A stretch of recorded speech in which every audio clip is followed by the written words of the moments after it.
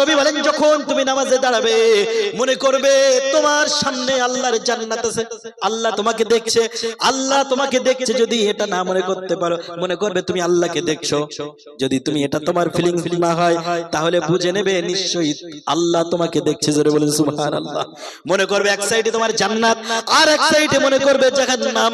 এই রকম ফিলিংস নিয়ে তুমি যখন নামাজে দাঁড়াবে ওই নামাজের ভিতরে মনটা তোমার এমন থাকবে, ওই নামাজের ভিতরে খুশুর বিনিময়ে ওই নামাজের জন্য জান্নাত দেবেন কে? আল্লাহ। আমার ভাইরা, হযরতে আবু তালহা রাদিয়াল্লাহু তাআলা আনহু তিনি নামাজে দাঁড়ালেন। নামাজে যখন দাঁড়িয়েছিলেন তার পাশে বসে বসে তার ছোট্ট বাচ্চা খেলা করতেছিল। কিন্তু নামাজের মধ্যে দেখা গেল তিনি নামাজ শেষ করলেন। লম্বা ঘটনা সংক্ষেপে বলি, নামাজ শেষ করার পরে তিনি দেখতে পেলেন গ্রামের অনেক মানুষেরা তার বাড়িতে ভিড় করেছে। অনেক মানুষ তার স্ত্রীকে ডেকে বললেন, প্রাণের স্ত্রী, আমি যখন নামাজ শুরু করেছিলাম নামাজের মধ্যে আমি কোনো মানুষকে দেখি নাই, নামাজের ভিতরে আমার গ্রামের মানুষকে এত মানুষ আমার বাড়িতে দেখি নাই, কিন্তু সালাম ফিরালাম এত মানুষ কোথা থেকে এলো বলো? প্রাণের স্ত্রী ডাক দিয়ে বলেন, উম্মে সুলাইম রাদিয়াল্লাহু তাআলা আনহা বলেন, এ আমার প্রাণের স্ত্রী শুনুন, প্রাণের স্বামী আপনি শুনুন, আপনি যখন নামাজে দাঁড়িয়েছিলেন আপনার পাশে বসে বসে খেলা করছিল আমাদের ছোট্ট বাচ্চা। আপনার নামাজের মধ্যে গ্রাম জঙ্গল থেকে একটা বিষধর সাপ এলো। সাপ আসার পরে ওই ছোট্ট শিশু বাচ্চাকে ওই বিষধর সাপটা পেঁচিয়ে ধরলো, কিন্তু আল্লাহর কুদরতি ক্ষমতায় ওই সাপটা আপনার সন্তানকে দংশন করলো না। জোরে বলেন সুবহানাল্লাহ।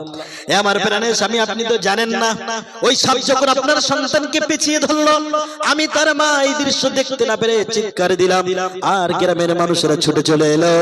আসার পরে তারা সাপটাকে মেরে দিল। এই জন্য এত মানুষ এখানে ভিড় করেছে। আমার প্রিয় ভাইরা, হযরতে তালহা রাদিয়াল্লাহু তাআলা আনহু কেমন নামাজ পড়তেছিলেন, নামাজের মধ্যে সাপ মেরে দিল, এত মানুষ চিৎকার চেঁচামেচি করলো, কিন্তু নামাজের মধ্যে তবু তিনি বুঝতে পারে নাই। জোরে বলেন সুবহানাল্লাহ। কি নামাজ, কি নামাজ একটুখানি কল্পনা করুন। আজকে আমরা যে নামাজ পড়ি এই নামাজ দিয়ে আল্লাহর জান্নাতে যাওয়া যাবে কি যাবে না কে ভালো জানেন? আল্লাহ ভালো জানেন। নামাজে মন থাকে না, আপনি যতক্ষণ নামাজ পড়বেন মনোযোগ সহকারে নামাজ পড়বেন, কিন্তু যদি মন না থাকে আপনার নামাজ কি হবে? মন যদি না থাকে নামাজ কি হবে নাকি? হযরত আলী রাদিয়াল্লাহু তাআলা আনহুর কাছে একজন গ্রাম্য বিদুইন সাহাবী গিয়ে বললেন, হে আলী, আপনার কাছে আমার একটা ছোট্ট প্রশ্ন ছিল। হযরত আলী ছিলেন জ্ঞানের শহর।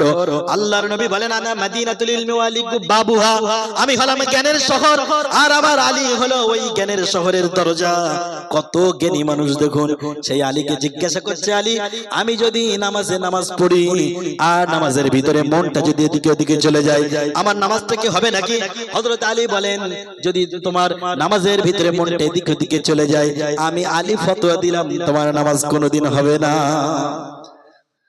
হযরত আলী রাদিয়াল্লাহু তাআলা যার নামাজের মধ্যে পায়ে তীর ঢুকেছে, তীর ঢুকেছে, তীর বাহির করা যাচ্ছে না, নামাজের ভিতরে তীর বাহির করে নিয়েছে। হযরত আলী রাদিয়াল্লাহু বুঝতে পারে না কি নামাজে মন ছিল। সেই আলীর কাছে জিজ্ঞাসা করছে, যদি নামাজে মন এদিকে ওদিকে চলে যায় নামাজ কি হবে? হযরত আলী কি বলবেন? হবে বলবে? হবে বলবে না। হযরত আলী খুব জ্ঞানী মানুষ ছিলেন, কিন্তু তারপরও এই ফতোয়া দেওয়ার পরে তিনি মনে মনে টেনশন করছেন, আরে আল্লাহ, আমি তো ফতোয়া দিয়েই দিলাম যে নামাজ হবে না, কিন্তু এই ফতোয়া ভুল না ঠিক? এখন যাব কোথায়? রাসূলের দরবারে যেতে হবে, ঠিক না ভাইরা? এখন তো দেখুন, হযরত আলী যাকে এত বুদ্ধি, এত জ্ঞান, এত উপস্থিত বুদ্ধি আল্লাহ দিয়েছিলেন যে আলীকে কখনো কেউ হারাতে পারতো না, আলীকে কেউ কখনো হারাতে পারতো না। এত উপস্থিত বুদ্ধি আল্লাহ তার ভিতরে আল্লাহ দিয়েছিলেন। একবার আল্লাহর নবী হযরতে আবু বকর, হযরতে উসমান, হযরতে ওমর ফারুক, হযরত আবু বকর সিদ্দিক রাদিয়াল্লাহু তাআলা আনহুম সকলে মিলে তারা খেজুর খাচ্ছে। আল্লাহ রাসূল সাল্লাল্লাহু আলাইহি ওয়াসাল্লাম বসেও খেজুর খাচ্ছেন, হযরত আলীও বসে আছেন। আল্লাহ রাসূল একটু মজা করার জন্য নিজের খেজুরের আটিগুলো সব আলীর পাত্রে রেখে দিচ্ছে, মানে খেজুর খাচ্ছে সব এক প্লেট থেকে নিয়ে, কিন্তু সকলেই খেজুরের আটিগুলো যার পাত্রে সে রাখছে। আল্লাহর নবী মজা করে করলেন কি, নিজের খেজুরের আটিগুলো হযরত আলী রাদিয়াল্লাহু তাআলা আনহু আটির পাত্রে রেখে দিলেন। দেওয়ার পরে মজা করে বললেন, হে আমার সাহাবী ওমর, হে আমার সাহাবী উসমান, হে আমার সাহাবী আবু বকর, তোমরা দেখো তোমাদের ভাই আলী কত বড় পেটুক, কারণ আমরা খেজুর খেয়েছি, আমাদের পাত্রে আটি দেখো আর আলীর পাত্রে আটি দেখো, আটির ঢিবা হয়ে গেছে, কতটা আটি হয়ে গেছে তোমরা দেখো। মজা করলেন, কি করলেন? মজা করা ইসলামে জায়েজ আছে। আপনি এমন মজা করবেন যে মজার মাধ্যমে সে কষ্ট, অথবা এমন মজা করবেন যে মজার মধ্যে কোনো মিথ্যা থাকবে না, তাহলে জায়েজ আছে। কিন্তু মজা যদি করেন না, তার ভিতরে যদি মিথ্যা করেন, মিথ্যা কথা থাকে, সেটাও জায়েজ নাই। আল্লাহর নবী একটু মজা করে বললেন, দেখো আমাদের খেজুরের আটির পাত্রটা দেখো, আলীর আটির পাত্রটা দেখো, আলী অনেক বড় পেটু। আল্লাহর নবীর এই কথা শুনে হযরত আলী বললেন, ইয়া রাসূলুল্লাহ, আপনি মজা করে একটা কথা বললেন, কিন্তু আপনি যদি আমাকে অনুমতি দেন, আমি এই প্রশ্নের জবাব দিতে চাই। বেয়াদবি নেবেন না তো? আল্লাহর নবী বলেন, আলী রে, আমি আজকে তোমার অনুমতি দিয়ে দিলাম, তোমার যেভাবে মন চাই তুমি সেইভাবে জবাব দিতে পারো। হযরত আলী এবারে খুশি হয়ে গেলেন। হযরত আলী রাদিয়াল্লাহু তাআলা আনহু বললেন, ও আমার সাথীরা শোনো, আমি খেজুর খাচ্ছি, আমরা প্রত্যেকেই খেজুর খাচ্ছি, প্রত্যেকের সামনে এক একটা পাত্র আছে, আর সেই পাত্রে আমরা খেজুরের আটিগুলো রাখছি। তার মানে বোঝা গেল আমরা সকলেই খেজুর খাচ্ছি, কেউ আটি খাচ্ছি না। যারা বলেন ঠিক কিনা? কিন্তু তোমরা রাসূলের দিকে তাকাও, রাসূলের সামনে কোনো খেজুরের পাত্র আটি নেই, মানে আমাদের থেকে রাসূল বড় পেটুক, যার কারণে রাসূল খেজুর খেয়েছেন আর খেজুরের সাথে সাথে আটিও খেয়ে ফেলেছেন, সামনে কোনো আটি নাই। সুবহানাল্লাহ, মজা করলেন। আল্লাহর নবী বললেন, আলী, এই জন্যই তো আমি বলেছি তুমি জ্ঞানের শহর, আমি জ্ঞানের শহর, ওয়ালিকুম বাবুয়া, তুমি জ্ঞানের দরজা। এই হযরত আলী রাদিয়াল্লাহু তাআলা আনহু এত জ্ঞানের অধিকারী হওয়া সত্ত্বেও তিনি মনে মনে চিন্তা করলেন, আহারে, গ্রাম্য মানুষটাকে ফতোয়া দিয়েছি, নামাজের ভিতরে যদি মন না থাকে ওই নামাজ হবে না, কিন্তু আমার ফতোয়া ঠিক না ভুল। চিন্তা আছে না নাই? আজকে তো গ্রামের চায়ের দোকানে বিড়ি খাওয়া মুফতিরাও ফতোয়া দেয়, দেয় কি দেয় না? গ্রামের চায়ের দোকানে বিড়ি খাওয়া মুফতি, তারাও ফতোয়া দিয়ে দেয়। এটা ঠিক না বেটি? ইমাম সাহেবের কাছেও অনেকে যায় না। একজন ব্যক্তি এক মুফতি সাহেবের কাছে গিয়েছে ফতোয়া নিতে। মুফতি সাহেব সবকিছু শোনার পরে বলছে, দেখুন আপনি যেটা জিজ্ঞাসা করেছেন এটা অনেক জটিল বিষয়, এটা একটু আমার ভেবে চিন্তে আগামীকাল উত্তর দেব। তখন ওই ব্যক্তিটি ডেকে বলছে, হুজুর, যদি আপনার কাছে না এসে আমি চায়ের দোকানে যেতাম, তো এই ফতোয়া উত্তরটা যেই সেই পেয়ে যেতাম, এত সময় লাগতো না। কথা কি বোঝা যায়? মানে চায়ের দোকানে মানুষ তারা ফতোয়া দিতে এতটাই বাকপটু, ইচ্ছা মতো ফতোয়া দিতে পারবেন না আপনি। কে দিয়েছে আপনাকে ফতোয়া দেওয়ার অধিকার? একজন ব্যক্তি ফতোয়া আনতে গিয়েছে মুফতি সাহেবের বাড়িতে। মুফতি সাহেব বাড়িতে নাই। সালাম দেওয়ার পরে ওনার স্ত্রী বলছে, আমি আছি বাড়িতে, আপনি কিসের জন্য এসেছিলেন? ওই ব্যক্তি তখন বলছে, আমি মুফতি সাহেবের কাছে এসেছিলাম একটা ফতোয়া জানতে। বলছে, কি ফতোয়া? তখন ওই ব্যক্তি বলছে, আমি ফতোয়া জানতে এসেছিলাম, একজন ব্যক্তি বাথরুম করার পরে, টাট্টি করার পরে কতক্ষণ পানি ব্যবহার করবে? মুফতি সাহেবের স্ত্রী বলছে, দেখো মুফতি সাহেব তো বাড়িতে নাই, কিন্তু এই ফতোয়ার উত্তরটা আমিও দিতে পারবো। কতক্ষণ পানি ব্যবহার করতে পারবে এই ফতোয়ার উত্তর আমিও দিতে পারবো। ওই লোক বলছে, ঠিক আছে ফতোয়ার উত্তর দেন। তখন মুফতি সাহেবের স্ত্রী বলছে, যতক্ষণ সন্দেহ থাকবে ততক্ষণ পানি ব্যবহার। কথা কি বোঝা যায়? যতক্ষণ সন্দেহ থাকবে ততক্ষণ পানি ব্যবহার করতে হবে। ওই ব্যক্তি চলে গেছে ফতোয়া নিয়ে। ফতোয়া ঠিক না ভুল? ফতোয়া ঠিক আছে না? মুফতি সাহেব বাড়ি আসার পরে সবকিছু শোনার পরে স্ত্রীকে ডেকে বলছে, একটা ব্লেড নিয়ে আসো আর তোমার জিহ্বাটা কেটে দে, কারণ আমার অনুপস্থিতিতে যেন তুমি আর কোনোদিন ফতোয়া দিতে না পারো। আজকে ফতোয়া দেওয়াটা মানুষ অনেক সহজ মনে করেছে, যে যার মতন ফতোয়া দেয়, ফতোয়া ঠিক হলো কি ভালো হলো, সঠিক হলো না ঠিক হলো, এটা একবারে দেখার চেষ্টা করে না। হযরত আলী রাদিয়াল্লাহু তাআলা আনহুর মতো মানুষ চিন্তায় পড়ে গেছে, আল্লাহ, ওই বেদুইন মানুষটা আমার কাছে এসেছিল, আমি ফতোয়া দিয়েছি তার নামাজ হবে না, এখন সত্যি কি তার নামাজ হবে কি হবে না, কি চিন্তায় পড়ে গেলাম। আল্লাহ রাসূলের দরবারে চলে গেলেন, গিয়ে বললেন, ইয়া রাসূলুল্লাহ, ইয়া হাবিবাল্লাহ, আমার দরবারে একজন এসেছিলেন আর জিজ্ঞাসা করেছিলেন, নামাজের ভিতরে যদি মন ঠিকঠাক না থাকে নামাজ হবে কি হবে না? আমি সেই ব্যক্তিকে ফতোয়া দিয়েছিলাম, নামাজের ভিতরে যদি মন না থাকে নামাজ বাতিল হয়ে যাবে। ইয়া রাসূলুল্লাহ, ইয়া হাবিবাল্লাহ, এই ফতোয়া দেবার পরে তো অনেক চিন্তায় পড়ে গেলাম, আমার ফতোয়া ঠিক না ভুল? আল্লাহর নবী বলেন, আলী রে শোনো, তুমি যে ফতোয়া দিয়েছো নামাজের ভিতরে যদি মন না থাকে নামাজ বাতিল হয়ে যাবে, এখন তুমি বলো তো দেখি, তুমি যখন নামাজ পড়ো তোমার কি নামাজে মনটা ঠিকঠাক থাকে নাকি? তুমি যখন নামাজ পড়ো আলী, তোমার মনটা কি নামাজে ঠিকঠাক থাকে? আলী রাদিয়াল্লাহু তাআলা বলেন, ইয়া রাসূলুল্লাহ, এটা কেমন কথা? আল্লাহর নবী বলেন, শোনো আলী, তুমি যদি আমার সামনে 2 রাকাত নফল নামাজ মনোযোগ সহকারে পড়ে দেখাতে পারো, আমি তোমাকে নামাজের শেষে একটি চাদর উপহার দিয়ে দেবো। জোরে বলেন সুবহানাল্লাহ। একটি চাদর আমি তোমাকে উপহার দেব। আমার প্রিয় ভাইরা, হযরত আলী রাদিয়াল্লাহু তাআলা এই কথা শোনার পরে বিলম্ব করলেন না, সময় নষ্ট করলেন না, সাথে সাথে আল্লাহর নবী বসে আছেন আর পাশে হযরত আলী যায় নামাজ বিছিয়ে নামাজ শুরু করে দিলেন। আমার প্রিয় ভাইরা, হযরত আলী যখন নামাজ শুরু করলেন, নামাজের ভিতরে সূরাতুল ফাতিহা বললেন, তারপর আরেকটা সূরা যখন পড়া শুরু করে দিলেন, বারংবার মনের ভিতরে আসতে লাগলো যে আল্লাহর নবী আমাকে বলেছেন নামাজ মনোযোগ সহকারে পড়তে পারলে একটি চাদর উপহার দেবে। এখন ওই চাদরটা আল্লাহর নবী যে আমাকে দেবেন, ওটা কোন স্ত্রীর চাদর? ওটা কি হযরত আয়েশা রাদিয়াল্লাহু তাআলা আনহার ঘরের চাদর, নাকি উম্মে সাউদা রাদিয়াল্লাহু তাআলা আনহার ঘরের চাদর, নাকি হযরত উম্মে হাফসা রাদিয়াল্লাহু তাআলা আনহার ঘরের চাদর? আল্লাহর রাসূলের কোন স্ত্রীর চাদর আমি আলী আমাকে উপহার দেবে? এইটা চিন্তা করতে করতে হযরত আলী রাদিয়াল্লাহু তাআলা নামাজের ভিতর থেকে মনটা বেরিয়ে গেল। কখন যে বেরিয়ে গেল তিনি বুঝতেই পারলেন না। নামাজ শেষ করে দিলেন, সালাম ফিরালেন, 2 রাকাত হয়ে গেল। সালাম ফিরালেন ডানে বামে, সালাম ফিরানোর পরে আল্লাহ রাসূল বসেছিলেন ডানে। আল্লাহ রাসূলের দিকে তাকালেন, হযরত আলী বা মিসকি মিসকি হাসে। কেন বুঝতে পেরেছি কি পারে নাই? আল্লাহর নবীও মিসকি হাসি শুরু করে দিলেন, আলীও হাসে। আল্লাহর নবী বলেন, আলী শোনো, আমি নবী, আমাকে যেটা জানানো হয় তোমাকে সেটা জানানো হয় না। আমি যেটা দেখি তুমি সেটা দেখতে পাও না। এখন বলো তো দেখি, নামাজের ভিতরে তোমার কি মন ছিল নাকি? হযরত আলী মিসকি হাসি দিয়ে বললেন, ইয়া রাসূলুল্লাহ, ইয়া হাবিবাল্লাহ, নামাজ পড়তে যখন শুরু করলাম, নামাজের ভিতরে বারংবার আমার শয়তান দাগা দেওয়া শুরু করে দিল যে আমার যে চাদরটা আপনি উপহার দেবেন বলেছেন, ওই চাদরটা কোন মায়ের ঘরের চাদর? সুবহানাল্লাহ। আল্লাহর নবী এই চিন্তা করে নামাজের মন ছিল না আমার। আল্লাহর নবী বলেন, আলী শোনো, তুমি আমার সাহাবী, সর্বক্ষণ আমার পাশে থাকো, জান্নাতের বর্ণনা শোনো, সব কিছু তুমি শোনো, কিন্তু নামাজের ভিতরে যদি তোমার মন না থাকে, তাহলে ওই গ্রাম্য সাহাবী তার মনটা কেমনে থাকবে? ও আলী, তুমি ফতোয়াটা উইথড্র করে নাও। ও আলী, ফতোয়াটা এমন হবে না, বরং কোন ব্যক্তি যদি নামাজের ভিতরে তার মনটা চলে যায়, চলে যাবার কারণে যদি কোনো ফরজ হুকুম ছেড়ে যায়, তাহলে নামাজ বাতিল হয়ে যাবে। জোরে বলেন ঠিক কিনা? আর যদি কোনো ওয়াজিব হুকুম ছেড়ে যায়, তাহলে তার সিজদা সহ দেওয়া লাগবে, সিজদা সহ দেওয়া লাগবে। সিজদা সহ যদি সে আদায় করে, তাহলে তার নামাজ হয়ে যাবে। হযরত আলী রাদিয়াল্লাহু তাআলা আনহু তখন ওই ব্যক্তিকে ডেকে ঘটনা বর্ণনা করলেন।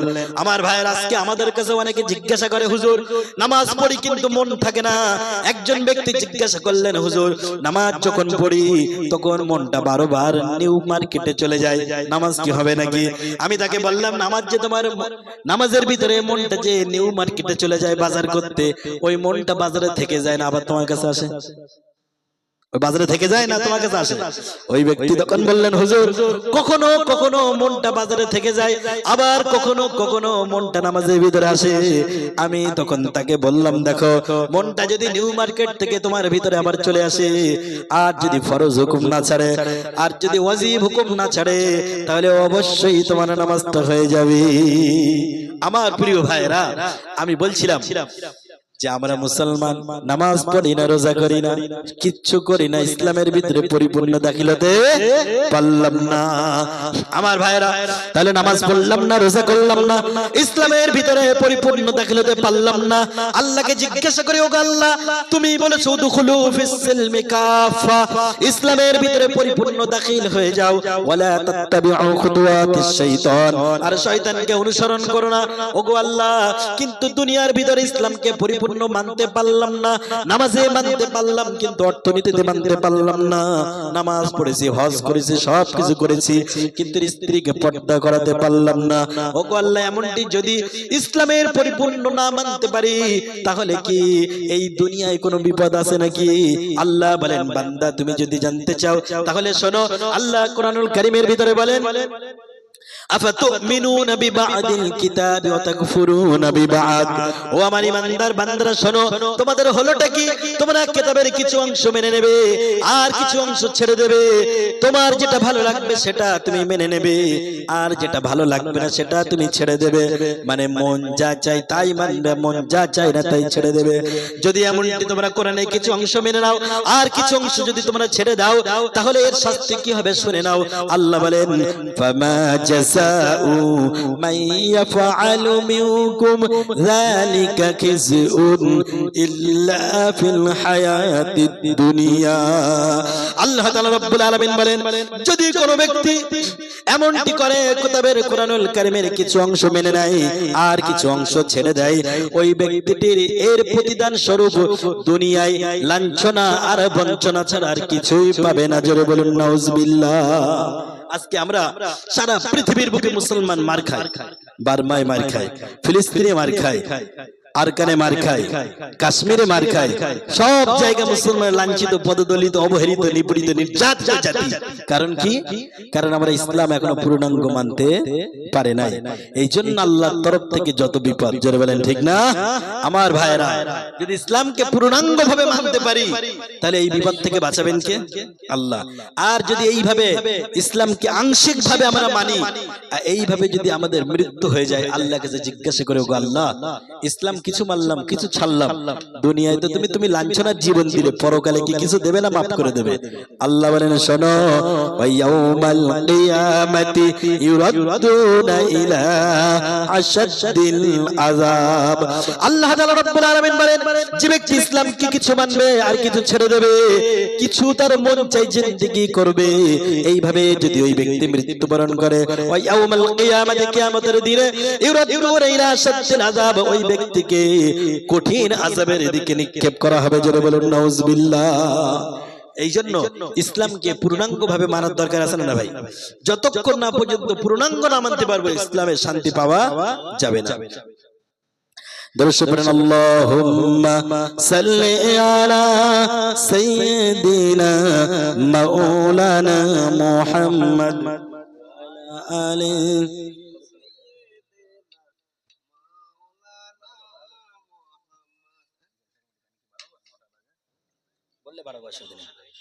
এসে গেছে।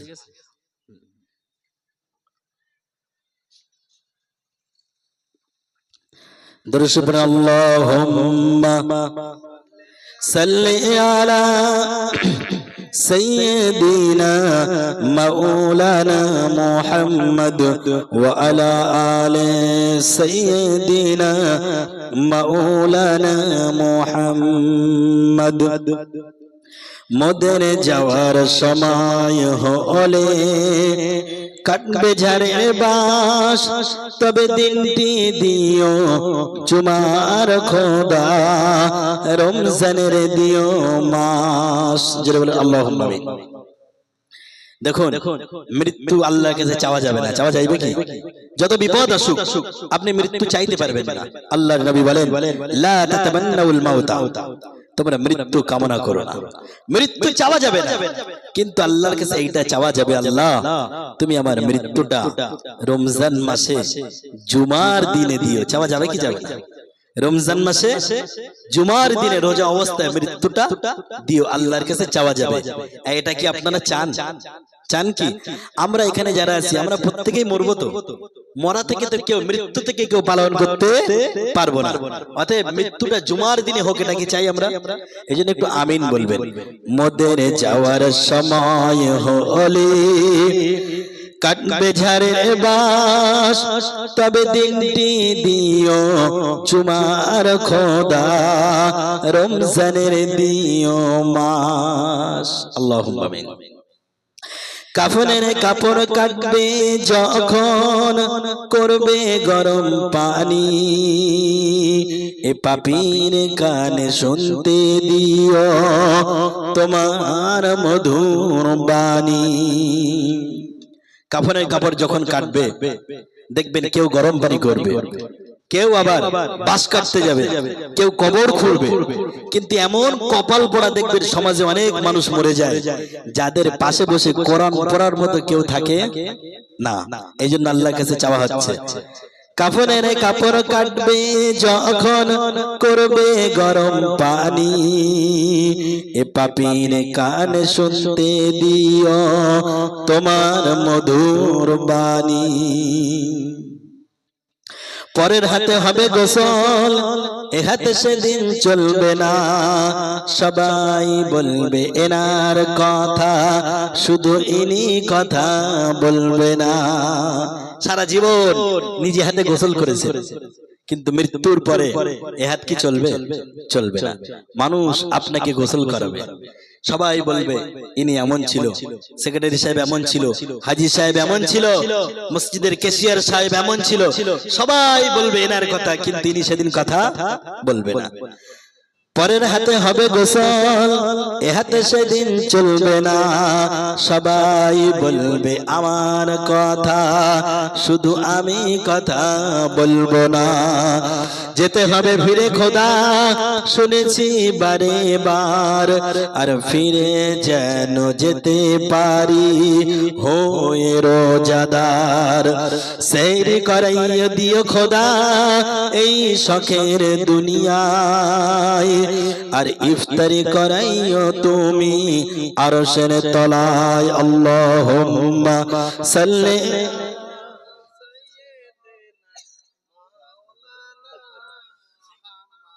وعلى آل سيدنا مولانا محمد। আমার ভাইরা, আমি বলতেছিলাম যে আমাদের জীবনটা ইসলামের ভিতরে পূর্ণাঙ্গ ঢোকাতে হবে। আমরা যদি পূর্ণাঙ্গ ইসলাম না মানতে পারি, আপনি কোন জায়গায় শান্তি পাবেন না। নামাজ পড়লেন, রোজা করলেন, স্ত্রীর সাথে ভালো আচরণ করলেন, প্রতিবেশীর সাথে ভালো আচরণ করলেন, সবার সাথে ভালো আচরণ করলেন, কিন্তু দেখা গেল যখন আপনি বাড়িতে চলে আসলেন, আপনার বৃদ্ধ পিতা মাতার সাথে খারাপ আচরণ করলেন। বলেন তো ইসলামের ভিতরে আপনি কি পরিপূর্ণ ঢুকতে পেরেছেন? কারণ আল্লাহ কোরআন বলেন ওয়াকাদা রাব্বুকা আল্লা তা'বুদু ইল্লা ইয়াহু ওয়া বিল ওয়ালিদাইনি ইহসানা। আল্লাহ তাআলা রব্বুল আলামিন সূরা বনী ইসরাঈলের ভিতরে বলেন আল্লাহর তরফ থেকে অর্ডার হয়ে গিয়েছে, আল্লাহর তরফ থেকে আইন পাস হয়ে গিয়েছে যে আল্লাহর ইবাদতের পরপরই তোমরা তোমাদের পিতামাতার সাথে ভালো আচরণ করো। জোরে বলেন সুবহানাল্লাহ। আপনি নামাজ পড়েছেন, রোজা করেছেন, হজ করেছেন, সব কিছু করেছেন, এখানে বসে সারা রাত জলসা শুনলেন, কিন্তু আপনার পিতামাতার সাথে খারাপ আচরণ করলেন। আপনার নামাজ, আপনার রোজা, আপনার হজ, যাকাত, আপনার দান কোনো কিছু কাজে, জোরে বলেন, কাজে আসবে না। কারণ আপনার পিতামাতার চেয়ে ভালোবাসা দুনিয়ায় যেমন কেউ দিতে পারবে না। আপনি মনে করেন আপনার স্ত্রী আপনাকে অনেক ভালোবাসে, কিন্তু মনে রাখবেন আপনার স্ত্রী কোনোদিন আপনার পিতামাতার মতো ভালোবাসতে পারবে না। আমার ভাইরা, যুবক ভাইরা, যারা জলসা শোনেন, সারা রাত ধরে জলসা শোনার পরে রাত 2টার সময় বাড়িতে যাবেন। যে সমস্ত যুবক ভাইরা বিবাহ করেন নাই, বিবাহ করেছেন, 2টার সময় বাড়ি থেকে একটু পরীক্ষা করবেন আমার কথাটা। 2টার সময় বাড়িতে গিয়ে আপনি পরীক্ষা করবেন, গিয়ে আপনার স্ত্রীকে ডাকবেন, সকিনা বলে ডাকবেন, জয়নাব, কুলসুম, খাদিজা বলে ডাকবেন। আপনার স্ত্রী যা নাম তাই ধরে ডাকবেন।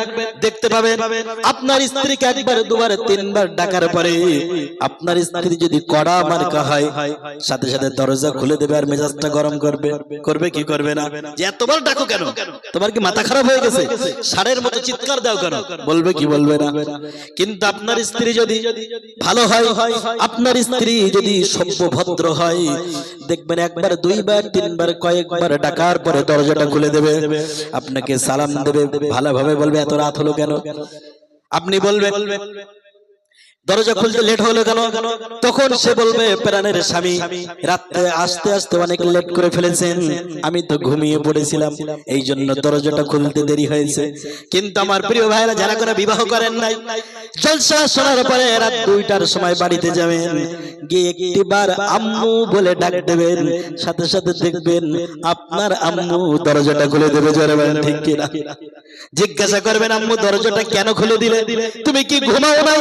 দেখবেন দেখবেন আপনার ওই আম্মু জবাব দিয়ে দেবে, আব্বু রাত 2টা বেজে গেল, তুমি এখনো বাড়িতে আসলে না, আর তোমাকে বাড়ির বাইরে রেখে আমি তোমার আম্মু কেমন ভাবে ঘুমাতে পারি? জোরে বলেন ঠিক কিনা?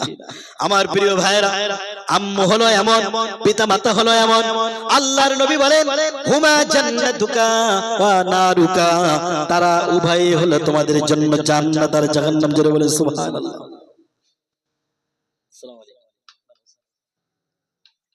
পিতা মাতা হলো তোমাদের জন্য জান্নাত আর জাহান্নাম। তুমি তোমার পিতা মাতার সাথে খারাপ আচরণ করবে, তোমার জান্নাত জাহান্নামে পরিণত হয়ে যাবে। আবার তুমি তোমার পিতা মাতার সাথে ভালো আচরণ করবে, তোমার ওই জাহান্নামটাকে জান্নাত বানিয়ে দেবেন কে? আল্লাহ। আমার ভাইয়ের, আল্লাহর নবী বলেন যদি কোনো ব্যক্তি তার সকালটা পিতা মাতার খুশির মাধ্যমে কাটাতে পারে, পিতা মাতার সেবার মাধ্যমে কাটাতে পারে, তাহলে ওই ব্যক্তিটির জন্য, ওই সন্তানের জন্য ওই সকাল বেলা যেন আল্লাহ একটা জান্নাতের দরজা খুলে দিল। জোরে বলেন সুবহানাল্লাহ। আবার যদি কোন সন্তান তার সকালটা যদি পিতামাতার অসন্তুষ্টির মাধ্যমে কাটায়, নাফরমানির মাধ্যমে কাটায়, ওই সন্তানের জন্য যেন আল্লাহ একটা জাহান্নামের দরজা খুলে দিল।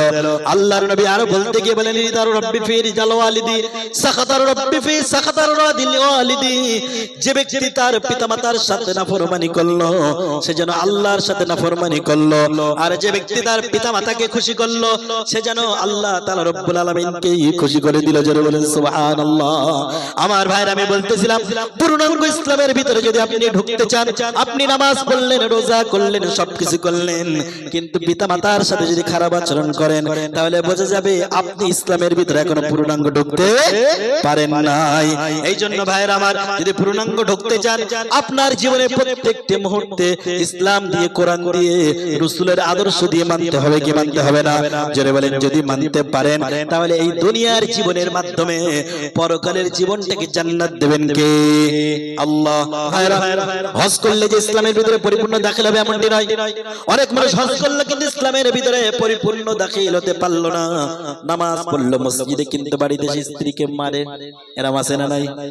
স্ত্রীকে অন্যায় ভাবে প্রহার করে। আবার অনেক লোক নামাজ পড়ে, রোজা করে, কিন্তু আবার অবৈধভাবে পরনারীর দিকে কালো চশমার ভিতর দিয়ে আড়ে আড়ে তাকায় কি তাকায় না?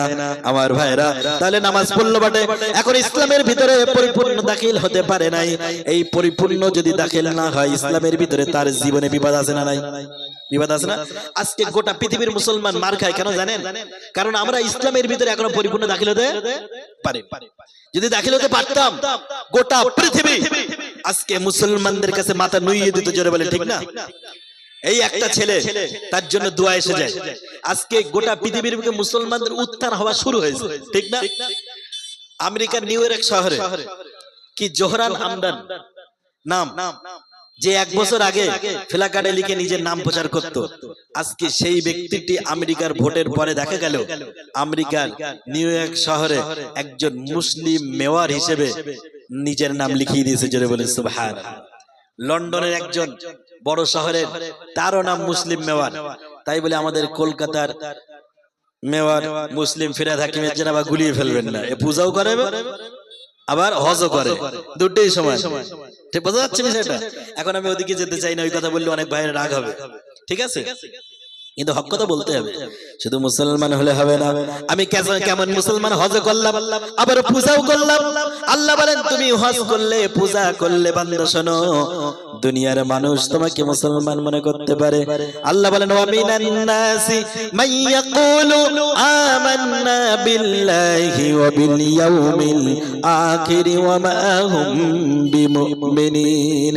এই দুনিয়ার বুকে এমন কিছু মানুষ আছে যারা বলে ওয়া মিনান নাসি মান ইয়াকুলু আমান্না বিল্লাহ, মানুষের ভিতরে এমন কিছু মানুষ আছে যারা বলে থাকে যে আমি তো আল্লাহর প্রতি ঈমান এনেছি, আমি মুসলমান। আমার ভাইয়েরা দেখেন, নিজেকে মুসলমান বললে হবে না।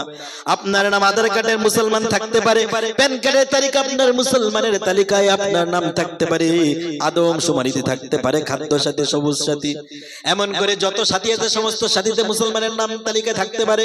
কিন্তু আল্লাহ তাআলা রব্বুল আলামিন বলেন ওয়া মা হুম বিমুমিনিন, আমি আল্লাহ ঘোষণা দিলাম বান্দা তুমি মুমিন নয়। আল্লাহর ঘোষণা দেওয়া লাগবে কি লাগবে না? আল্লাহর ঘোষণা দেওয়া লাগবে। আমার ভাইরা, আজকে মুসলমানদের কপাল কেন পুড়েছে শুনুন, কারণ মুসলমানেরা নামাজ পড়ে, রোজা করে, কিন্তু ইসলামের ভিতরে এখনো পরিপূর্ণ দাখিল হতে পারে নাই। জোরে বলেন ঠিক কিনা? মনে করেন একটা উদাহরণ দেই।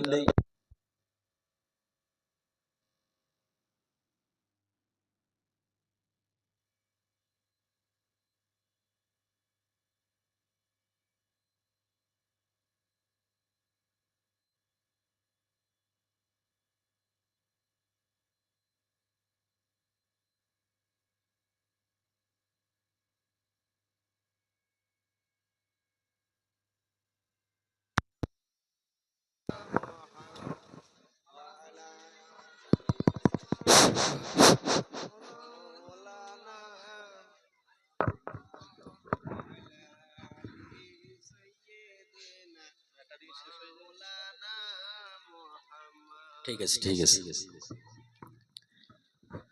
প্রিয় ভাই, মনোযোগ দিয়ে এবার শোনেন। আস্তে আস্তে মানুষ বসবে, আমার আলোচনা হবে, শুধু ঘটনা না ভাই। শুধু ঘটনা দিলাম, ওটা ওয়াজ হবে না, ওটা আওয়াজ হবে। কি হবে?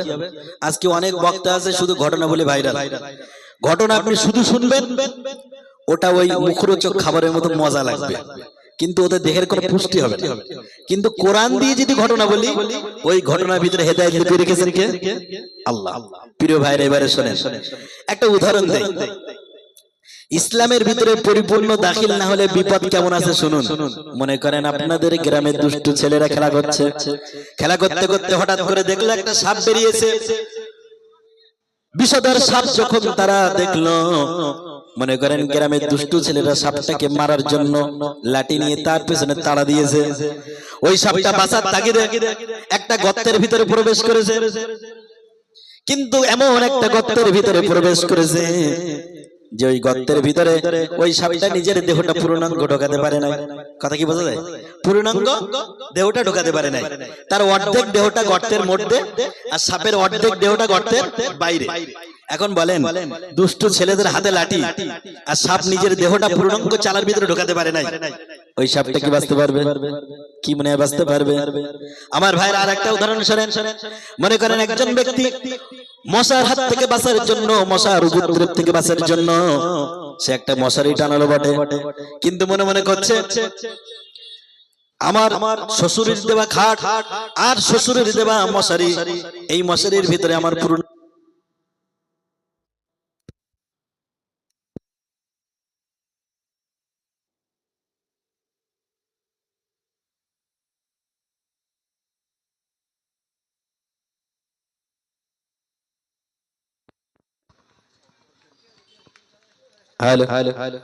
ওখানে সমস্যা হচ্ছে। ওখানে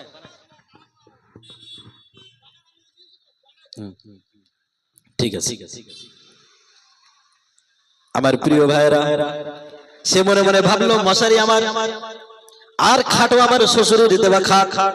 এখন মশার হাত থেকে বাঁচার জন্য সে মনে করলেন সে নিজের দেহটা অর্ধেকটা মশারের ভিতরে ঢুকালো, আর নিজের হাতগুলো বাইরে রেখে দিল, দেহের অর্ধেকটা বাইরে রেখে দিল। এখন বলেন তো দেখি, ওই মানুষটি মশার উপদ্রব থেকে কি বাঁচতে পারবে? বাঁচতে পারবে কি পারবে না? আমার প্রিয় ভাইরা, এটা যেমন সহজ ভাষায় বুঝেন, এইবারে বোঝেন। একজন ব্যক্তি যেমন মশারির ভিতরে নিজের দেহটা পূর্ণাঙ্গ না ঢুকালে বাঁচতে পারে না, একটা সাপ যেমন পূর্ণাঙ্গ দেহটা গর্তের ভিতরে না ঢুকালে বাঁচতে পারে না। এই মুসলমানরা যদি পূর্ণাঙ্গ দেহটা ইসলামের ভিতরে না ঢুকাতে পারে, তার অর্থনীতি, তার পারিবারিক নীতি, তার সামাজিক নীতি, তার যুদ্ধ নীতি, বন্দি নীতি, এক কথায় খাটিয়া থেকে শুরু করে জীবন শেষ পর্যন্ত খাটিয়া ওঠার পর্যন্ত, দোলনা থেকে শুরু করে খাটিয়া পর্যন্ত যদি ইসলামের ভিতরে পূর্ণাঙ্গ নিজেকে না ঢোকাতে পারে, ওই মুসলমান কোনদিন নিজেকে বাঁচাতে পারবে না।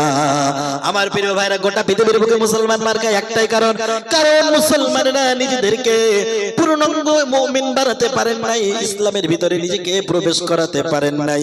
আমার প্রিয় ভাইরা, অনেকে মনে করে কলেমা পড়েছি মুসলমান হয়ে গেছি। কি মনে করে? কলেমা পড়েছি মুসলমান হয়ে গেছি। ওই মুসলমান, ওই রকম মুসলমানের কোনো দরকার আল্লাহর নাই। একটা উদাহরণ দিলে বুঝবেন। একজন ব্যক্তি, আমরা যখন বিবাহ করি, মনে করেন আমার এই ভাই যখন বিবাহ করেছিল, ভাই আপনার সামনে আপনার স্ত্রী কি বসা ছিল? বসা ছিল না। ভাই বিবাহ করেছে বয়স দেখে মনে হচ্ছে অনেক আগে। ইয়ং ছেলেদেরকে বলি, আপনারা যখন বিবাহ করেছিলেন ভাই, স্ত্রী কি পাশে বসা ছিল? বসা ছিল না। স্ত্রী ছিল একটা ঘরে, আর আমরা ছিলাম আর একটা ঘরে। আমরা বিবাহ করার সময় কয়েকজন সাক্ষীকে রেখে, দুইজন কয়েকজন সাক্ষীকে রেখে স্ত্রী প্রথম কবুল বলল, তারপরে কয়েকজন শুনে আসার পরে খুতবা পাঠ করলো, তারপরে ছেলের কাছে গেল, গিয়ে সেও কবুল বলল, সম্মতি দিল। যারা বলেন ঠিক কিনা? এভাবে বিবাহ হয়ে গেল। বিবাহ হয়ে যাবার পরে যখন বাড়িতে চলে গেল, স্বামী এবার স্ত্রীকে ডাক দিয়ে বলে, ও প্রাণের স্ত্রী শোনো, আমরা দুজন কবুল বলেছি, একে অপরের সাথে বিবাহতে বন্ধনে আবদ্ধ হয়েছি। এবারে আজ থেকে তুমি আমার কথা শুনবে, আমি তোমার কথা শুনবো। স্ত্রী বলে ঠিক আছে। দেখতে দেখতে যখন বাজার করার সময় হয়ে গেল, স্ত্রী স্বামীর হাতে এইরকম ভাবে ফর্দ ধরিয়ে দিল, দিয়ে বলল এই এই বাজারগুলো আপনি নিয়ে আসবেন সব বাজার থেকে। স্বামী বেচারি দেখে ওতে লেখা আছে চাউল, লেখা আছে এমনি করে তেল, লেখা আছে আলু, পেঁয়াজ, আদা, রসুন, হাবিজাবি ইত্যাদি অনেক কিছু লেখা। স্বামী তখন বলছে, শোনো, আমি যখন তোমাকে বিবাহ করেছিলাম কবুলনামার ভিতরে কোথাও চাউল, তেল, আটা, আদা, রসুন, পেঁয়াজ, কাঁচামরিচ, জিরে মরিচ এসব লেখা ছিল না। অতএব আমি এগুলো আনতে পারবো না। আমার ভাইরা মনোযোগ দিয়ে শোনেন। ওই স্বামী সকালবেলা বাড়ি থেকে বেরিয়ে গিয়েছে, সন্ধ্যা বেলায় যখন বাড়িতে এসেছে, এসে দেখে স্ত্রী নাই। মন খারাপ হবে কি হবে না? স্ত্রী নাই। সাথে সাথে ফোন করেছে, হ্যালো ও প্রিয়া, তুমি কোথায়? বলছে দেখো আমি এসেছি বন্ধুর বাড়ি। কোথায়? বন্ধুর বাড়ি। এই রাত্রিটা বন্ধুর বাড়ি কাটাবো, আবার সকাল হলে তোমার বাড়িতে চলে যাব। স্বামী বেচারি মন খারাপ, যে আরে বান্ধবী হলে একটা কথা ছিল, কিন্তু বন্ধুর বাড়ি তুমি রাত কাটাবে আর সকাল হলে আমার বাড়ি আসবে, তাহলে আমার তোমার সম্পর্কটা থাকলো কি? স্ত্রী বলছে দেখো, তোমাকে যখন বিবাহ করেছিলাম ওই বিবাহ কবুলনামার ভিতরে কোথাও লেখা ছিল না যে কেবল মাত্র তোমার কাছেই থাকা লাগবে, বন্ধুর কাছে থাকা যাবে না। আমার ভাইরা, কবুলনামার ভিতরে কোথাও লেখা ছিল না। বিবাহের পরে যদি স্বামী এমন ভাবে কথা বলে আমি তোমার দায়িত্ব পালন করতে পারবো না, আর স্ত্রী যদি বলে তোমার কাছে থাকতে পারবো না, কারো কাছে থাকতে পারবো না, যেখানে মন চায় সেখানে থাকবো, এভাবে করে যদি একে অপরের দায়িত্ব পালনে অবহেলা করে, বলেন তো সম্পর্ক থাকবে না, তালাক হয়ে যাবে। ওই সম্পর্ক কোনোদিন টিকবে না। দায়িত্ব পালন অবহেলা করলে যেমন স্বামী স্ত্রীর সম্পর্ক থাকে না। আল্লাহ তাআলা রব্বুল আলামিন বলেন, বান্দা শোনো, জীবনে তুমি একটিবার পড়েছো কলেমা লা ইলাহা ইল্লাল্লাহ, যেদিন তুমি পড়েছো সেদিন থেকে তুমি মুমিন হয়ে গিয়েছো। জীবনে একটিবার কবুল বলার কারণে যদি স্বামী স্ত্রী একে অপরের দায়িত্ব যদি তোমাদের উপরে বর্তায়, যেদিন তুমি একটিবার কলেমা বলেছো সেই দিনে তোমার উপরে নামাজ এসেছে কি আসে নাই? সেই দিন তোমার উপরে রোজা এসেছে, সেই দিন তোমার উপরে সুদ খাওয়া যাবে না, হারাম খাওয়া যাবে না, ঘুষ খাওয়া যাবে না, তোমার স্ত্রীকে পর্দায় করাতে হবে, সমস্ত রকম অপকর্ম থেকে নিজেকে বাঁচতে হবে। অলিখিত ভাবে যেদিন তুমি কলেমা পড়েছো সেদিন থেকে সবকিছু তোমার উপরে দায়িত্ব বর্তাইছে। ও বান্দা তুমি শোনো, যদি তুমি কলেমা পড়ার পরে যদি তুমি তোমার দায়িত্ব পালনে ব্যর্থ হও, তাহলে জেনে রাখো তোমার সাথে আমি আল্লাহ আমার গন্ডগোল লাগবে, এক পর্যায়ে তালাক হয়ে যাবে। শুধু তালাক হবে না, কাল কিয়ামতের ময়দানে এই দুনিয়ার কলেমা পড়ার পরে দায়িত্ব পালনে ব্যর্থ হবার কারণে আমি আল্লাহ তালাকে বাইনা দিয়ে সরাসরি তোমাকে জাহান্নামে পাঠিয়ে দেব। আমার ভাইরা, কথা কি বোঝা যায়? এই জন্য যেদিন থেকে কলেমা পড়েছি সেই দিন থেকে আমাদের উপরে যত ইসলামের হুকুম আসছে সব কিছু আমাদের মাথার উপরে পড়েছে কি পড়ে নাই? সব দায়িত্ব অলিখিত ভাবে আল্লাহ দিয়ে দিয়েছে। অনেক মুসলমান নামাজ পড়ে না, অনেক মুসলমান বলে কলেমা তো পড়েছি, নামাজ কেন পড়বো? কলেমা তো একবার পড়ে নিয়েছি। আমার ভাইরা, ওই রকম কলেমা পড়ার কোনো লাভ নাই। একটা হাদিস আছে, আল্লাহর নবী বলেন, মান ক্বালা লা ইলাহা ইল্লাল্লাহু ফাদাখালাল জান্নাহ। হযরত আবু হুরায়রা রাদিয়াল্লাহু তাআলা আনহু এই হাদিসটি যখন রাসূলের মুখ থেকে শুনলেন, উনি গবেষণা করলেন না, চিন্তা করলেন না, শুনলেন আর পড়া শুরু করে দিলেন। রাস্তা দিয়ে যায়ার সাথে সাথে পড়ে, মান ক্বালা লা ইলাহা ইল্লাল্লাহ ফাদাখালাল জান্নাহ। যে ব্যক্তি একবার কলেমা বলবে সে সরাসরি আল্লাহর জান্নাতে পৌঁছে যাবে। জোরে বলেন সুবহানাল্লাহ। হযরত আবু হুরায়রা রাদিয়াল্লাহু তাআলা আনহু এই হাদিস শোনার পরে আবেগে উৎফুল্ল হয়ে রাস্তা দিয়ে যাচ্ছে আর পড়ছে হঠাৎ করে হযরত ওমর দেখা ওমর ফারুক রাদিয়াল্লাহু তাআলা আনহু তিনি কত মেজাজি মানুষ ছিলেন, তার মেজাজে কোরআনে কয়েকটা আয়াত অবতীর্ণ হয়েছে, তিনি দেখে আর সহ্য করতে পারেন নাই, আবু হুরায়রাকে ধরলেন, কোন বর্ণনায় এসে বালির উপরে দিয়েছে একটা আছাড় দিয়ে বলছে, আবু হুরায়রা তুমি কি বললে যে একবার কলেমা বলবে সে জান্নাতে যাবে, কোথায় পেয়েছো তুমি এই কথা? আবু হুরায়রা উঠে বলছে, ভাই ওমর এই কথা তো আমি বলিনি, এই কথা রাসূল বলেছে। যারা বলে সুবহানাল্লাহ, কে বলেছে কথা? রাসূল বলেছে যে একবার কলেমা বলবে। হযরত ওমর বলে যে একবারে কলেমা বলবে সে জান্নাতে যাবে, এটা কেমন কথা? চলো রাসূলের কাছে চলো। রাসূলের কাছে যাওয়ার পরে হযরত ওমর জিজ্ঞাসা করলেন, ইয়া রাসূলুল্লাহ, ইয়া হাবিবাল্লাহ, এটা কেমন কথা যে একবারে কলেমা বলবে সে জান্নাতে যাবে? আপনি কি কথা বলেছেন নাকি? আল্লাহর নবী বলেন, ওমর আমি বলেছি যে একবার কলেমা বলবে সে জান্নাতে যাবে। হযরত ওমর বলেন, ইয়া রাসূলুল্লাহ, সেটা না হয় বুঝলাম, কিন্তু আপনি তো বলতে পারতেন দাখালাল জান্নাহ। এটা না বলে আপনি কেন বললেন ফাদাখালাল জান্নাহ? মাঝখানে আপনি ফাটা কেন রাখলেন? হযরত ওমর এই প্রশ্নের জবাবে বিশ্বনবী বলেন, আইয়ুহাদিরা মা হারামাল্লাহ, হে ওমর তুমি শোনো, এই কথা অর্থ আমি বুঝাইতে চেয়েছি যে ব্যক্তি একবার কলেমা বলবে, ওই কলেমা বলার সাথে সাথে ইসলামের প্রত্যেকটি হারামকে হারাম বলে মেনে নেবে, আর প্রত্যেকটি হালালকে হালাল বলে মেনে নেবে, আর যেইটা করতে পারবে আমি নবী ঘোষণা দিয়েছি সেই ব্যক্তি জান্নাতে যাবে। যারা বলেন সুবহানাল্লাহ। আজকে আমরা কেমন মুসলমান? নামাজ তো পড়ি না, কিন্তু বলি আমি মুসলমান। আমি অনেক মুসলমান এমন আছে নামাজ পড়ে কখন জানেন? শুধু জুমার দিনে। জলে বলেন ঠিক না? এখন বলেন, আল্লাহ যদি আমাদেরকে ডেকে ডেকে বলে যে তোমাদেরকে সারা সপ্তাহের ভিতরে এরকম জায়গায় জলসা, মনোযোগ বসে না, বসে, কিন্তু তারপরে করতে হচ্ছে, উপায়ও নেই আপনাদেরও, যেহেতু জায়গা নেই। যদি আল্লাহ ডেকে বলেন যে বান্দা তুমি তো সপ্তাহে একদিন জুমার নামাজ পড়ো, আমি সপ্তাহে 6 দিন তোমাকে জাহান্নামে রাখবো, আর যেদিন তুমি জুমার নামাজ পড়তে আসো ওই সপ্তাহে একদিন শুক্রবারে তোমাকে জান্নাতে রাখবো। শুক্রবারে জুমার নামাজ পড়ে আর বাকি 6 দিন জাহান্নামে থাকতে কে কে রাজি? একটু হাত তুলে দেখাতে পারবে? মুসলমান আমরা আসলে ঠিক আছি? জোরে বলেন ঠিক কিনা? জাতে মাতাল তাহলে ঠিক আছে। সপ্তাহে একদিন জুমার নামাজ পড়ে আমরা বাকি 6 দিন জাহান্নামে থাকতে রাজি না? রাজি, কিন্তু আল্লাহর কাছে আমরা দাবি করতে রাজি যে আল্লাহ আমরা একদিন জুমার নামাজ পড়বো, তুমি আমাদেরকে জান্নাত দাও। এটাও কি সম্ভব? আল্লাহ যদি দয়া না করে তাহলে সম্ভব? আমি আমার ভাষায় বলি, নামাজি যারা আছে তাদেরকে আমি কয়েকটা ভাগে বিভক্ত করেছি, আপনারা কি শুনবেন? শুনবেন ভাইরা? কয়েকটা ভাগে দেখেন, আমি এই যেটা বলে যাচ্ছি এই কোষ্ঠী পাত্র আপনারা মিলিয়ে নেবেন, আপনাদের এলাকাও দেখতে পাবেন। কিছু নামাজি আছে তাদেরকে আমি বলি শুকুর আলী। কি বলি? শুকুর আলী। শুকুর আলী কেমন? এরা মনে করেন বিবাহ করেছে 10 বছর, ছেলে হয় না, বাচ্চা হয় না, তখন এইবার ঘন ঘন মসজিদে যায়, স্ত্রী গর্ভবতী। বোঝা যাচ্ছে বিষয়টা? মানে বিপদে পড়ে নামাজ পড়ে। অথবা মনে করেন 12 বার মেয়ে সন্তান হয়, একটা পুত্র সন্তান দরকার, তখন নামাজে যায়।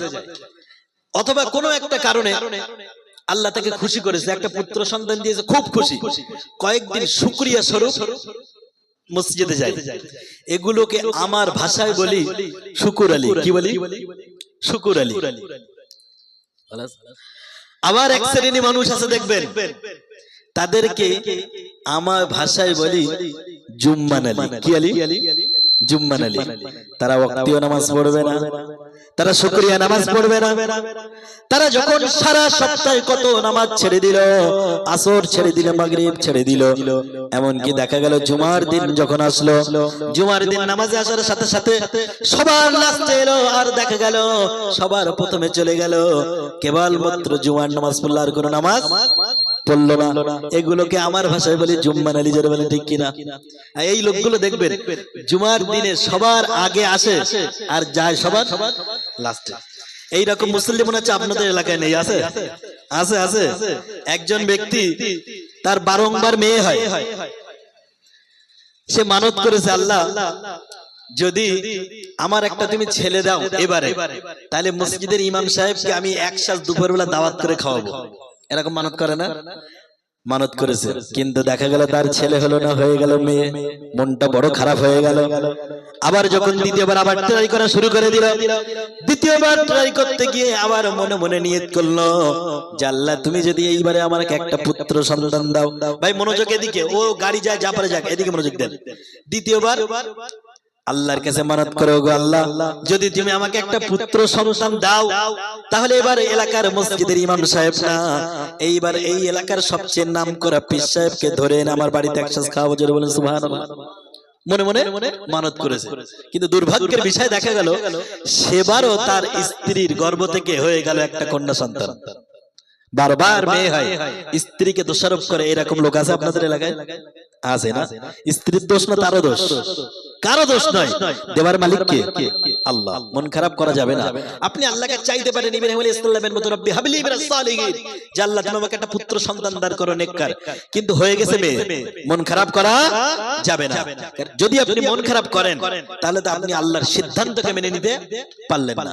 প্রিয় ভাইরা আমার, দ্বিতীয়বার হয়ে গেল ছেলে, কন্যা সন্তান জন্ম নিল। তারপরে আবার যখন তার স্ত্রী, স্বামী স্ত্রী দুজন মিলে আলোচনা করলেন, বারংবার সন্তান যখন হয়, কন্যা সন্তান হয়, বারংবার মানত করে পুরা হয় না। প্রথমে নিয়ত করলাম যে যদি পুত্র সন্তান আল্লাহ দেয়, ইমাম সাহেবকে দুপুরবেলা বাড়িতে এনে খাওয়াবো, কিন্তু হলো কন্যা সন্তান। তারপরে মানত করলাম আল্লাহ যদি পুত্র সন্তান তুমি দাও, তাহলে এই এলাকার সবচেয়ে নামকরা পীর সাহেবকে ডেকে এনে খাওয়াবো, কিন্তু তাও হয়ে গেল কন্যা সন্তান। স্বামী স্ত্রী দুজন মিলে মানত করলেন, ওগো আল্লাহ এইবারে যদি তৃতীয়বার যদি তুমি আমাকে একটা পুত্র সন্তান দিয়ে দাও, তাহলে আমার বাড়িতে দুপুর বেলা শয়তানকে একসাথে খাওয়াবো। কথা কি বোঝা যায়? প্রথমবার কি বলেছে? ইমাম সাহেবকে খাওয়াবো, মেয়ে হয়েছে। দ্বিতীয়বার বলেছে পীর সাহেবকে খাওয়াবো, মেয়ে হয়েছে। তৃতীয়বার বলছে আল্লাহ যদি তুমি আমাকে একটা পুত্র সন্তান দাও, তাহলে আমি একদম শয়তানকে দুপুর বেলা ডেকে আমার বাড়িতে একসাথে খাওয়াবো। বলেন সম্ভব কি? শয়তানকে ডেকে আনা কি সম্ভব? সম্ভব। কিভাবে সম্ভব? এবার একদিন, দুদিন, 3 দিন, কয়েক মাস যখন চলে গেল, স্ত্রী ডেকে বলছে স্বামী শোনো, মানত করেছিলাম শয়তানকে ডেকে এনে খাওয়াবো, কিন্তু দেখতে দেখতে কয়েক মাস পেরিয়ে গেল। মানত যদি পুরা না করতে পারি, হয়তো সন্তানের কোনো বালা মুসিবত হবে। যাও তুমি শয়তানকে ডেকে আনো। স্বামী বেচারি বলছে শয়তানকে পাবো কোথায়? কোথায় পাবো শয়তানকে? ইমাম সাহেবের কাছে গিয়েছে, গিয়ে বলছে হুজুর শয়তানকে কোথায় পাবো? বলছে কেন? বলছে আমি তো এইরকম একটা মানত করেছিলাম, 3বার মানত করেছিলাম। তৃতীয়বার যখন বলেছি শয়তানকে দুপুরবেলা আমার বাড়িতে খাওয়াবো, সাথে সাথে আল্লাহ আমাকে একটা পুত্র সন্তান দিয়েছে হুজুর, কিন্তু শয়তানকে পাবো কোথায়? ইমাম সাহেব দেখে ওই মসজিদে কিছু মুসল্লি তারা সবার লাস্টে ঢোকে, আবার সবার আগে আসে। ইমাম সাহেব খুব বক্তব্য দেয়, আগে আসলে এই ফ্যাসিলিটি ওই ফ্যাসিলিটি, কিন্তু তারা সরে না। ইমাম সাহেবদের তার উপর খুব রাগ। ইমাম সাহেব বলছে দেখো শয়তান তো 2 প্রকার। শয়তান কয় প্রকার? শয়তান একটা জিন শয়তান আর একটা মানব শয়তান। সূরা নাসের ভিতরে আল্লাহ বলেছেন মিনাল জিন্নাতি ওয়ান নাস। একটা মানব শয়তান, একটা জিন শয়তান। তা জিন শয়তানকে তুমি পাবে না, কিন্তু মানব শয়তানকে যদি তুমি ডেকে দুপুরে খাইয়ে দাও, তোমার মানত পুরা হয়ে যাবে। বলছে হুজুর মানব শয়তানটা পাবো কোথায়? বলছে মানব শয়তান যদি পেতে চাও, পরপর 3 জুমা দেখবে মসজিদে গেটের মুখে বসবে, যে মানুষটা মনে করবে সবার লাস্টে ঢুকেছে আর সবার আগে বেরিয়ে গেছে, তার উপর ইমাম সাহেবের রাগ আছে না নাই? 3 জুমা বক্তব্য দিয়েছে, মানুষ শোনে না। ইমাম সাহেব বলছে সবার লাস্টে যে ঢুকবে আর সবার আগে যে বেরিয়ে যাবে, 3 জুমা যে এমনটি করবে, বুঝে নিয়ে ওটাই মানব শয়তানকে দাওয়াতকে খাইয়ে দিও, তোমার মানত পুরা হয়ে যাবে।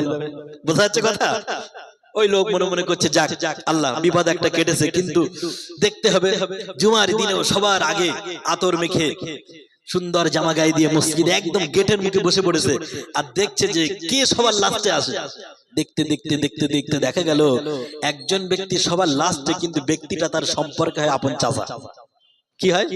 সম্পর্কে আপন চাচা। বিপদ বাড়বে না কমবে? বাড়বে। ও মনে মনে করছে আল্লাহ আমি তো এটা চাইনি যে আমার আপন চাচা শয়তানের লিস্টে নাম লেখাবে, এটা তো চাইনি।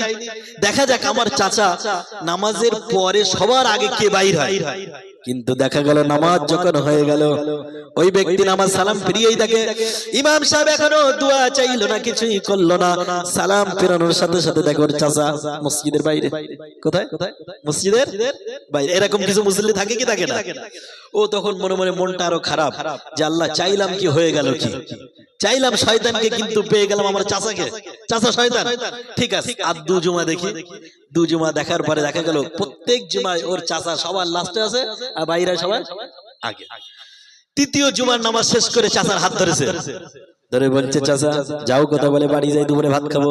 বলছে আজকে বাড়ি খেতে পারবে না, কারণ আমার একটা নিয়ত ছিল তোমাকে খাওয়াবো। চাচা ভাতিজার দাওয়াত পেয়ে মনটা বড় বেকুল হয়ে গেল, মনটা নরম হয়ে গেল। ভাতিজার বাড়িতে চলে গেল, বাড়িতে গিয়ে খাওয়া শুরু করে দিল। চাচা ভাতিজার বাড়িতে খাচ্ছে খাচ্ছে আর চোখ দিয়ে আস্তে আস্তে পানি টুপরে টুপরে পড়ছে। চাচা মনে মনে করছে আল্লাহ আমার সন্তানকে এত কষ্ট করে পড়াশোনা করালাম, ডাক্তার বানালাম, মাস্টার বানালাম, আমার সন্তান কোনোদিন আদর করে দুপুরে খেতে দেয় না, কিন্তু আমার ভাতিজা যাকে ছোটবেলায় কোনোদিন কোলেও নিতাম না ঠিকঠাক ভাবে, সেই ভাতিজা আজকে দুপুর বেলা আদর করে আমাকে খাওয়াচ্ছে। আরে ভাতিজা খাচ্ছে আর চোখের পানিগুলো ভাতে থালায় টুকরে টুকরে পড়ছে। খাওয়া শেষ, এইবার চাচা হাত তুলেছে, হাত তুলে বলছে আল্লাহ আমার ভাতিজার জন্য দোয়া করি। যেই বলেছে দোয়া করি, সাথে সাথে ভাতিজা হাত ধরেছে। চাচা দোয়া করো না, তোমার দোয়া কবুল হবে না, কারণ তোমাকে চাচা হিসেবে খেতে দিচ্ছে না, তোমাকে শয়তান মনে করে খেতে দিচ্ছে। কি মনে করে? বোঝা যাচ্ছে কথা? চাচা হিসেবে তোমাকে খেতে দিচ্ছে না, অতএব তোমার দোয়া কবুল, তোমার দোয়া দরকারই নেই আমার। চাচা বলছে আরে আমাকে শয়তান কে বললো? বলছে ইমাম সাহেব। যত দোষ কার আগে? ইমাম সাহেব। এরকম হয় কি হয় না? যত দোষ সব ইমাম সাহেবের। ইমাম সাহেবরাও তো বিপদ। ইমাম সাহেব যদি একটু আস্তে হাঁটে, লোকে বলে দেখো কি খাবার খেয়েছে তার ঠিক নেই। যদি ইমাম সাহেব একটু জোরে হাঁটে, বলে নিশ্চয়ই দাওয়াত পেয়েছে, খুব খাবার খেয়েছে, খুব খাবার। ইমাম সাহেব যদি একটু দোয়া লম্বা করে, কিছু মানুষ বলে দেখো ধরে তা ছাড়ে না। আবার যদি দোয়া একটু ছোট করে, বলে দোয়া করতেই পারে না, ঠিক না? মানে ইমাম সাহেবরা যেদিকেই যাবে সেদিকেই বিপদ। আমার প্রিয় ভাইরা, চাচা বলছে তারা ইমাম সাহেবের ব্যবস্থা হচ্ছে, আমি এত নামাজ পড়ি এত রোজা করি, ইমাম সাহেব আমাকে শয়তান বানিয়ে দিল। চাচা ভাই দুজন গিয়েছে ইমাম সাহেবের কাছে। ইমাম সাহেবের কাছে গিয়ে ধমক দেয়, ইমাম সাহেব আপনাকে বেতন দেই, সবকিছু করি, আপনাকে এত ভালোবাসি, চায়ের দোকানে ডেকে ডেকে আপনার চা খাওয়াই, পান দিয়ে আপনার পকেট ভরিয়ে দেই, আর আপনি আমাকে শয়তান বললেন।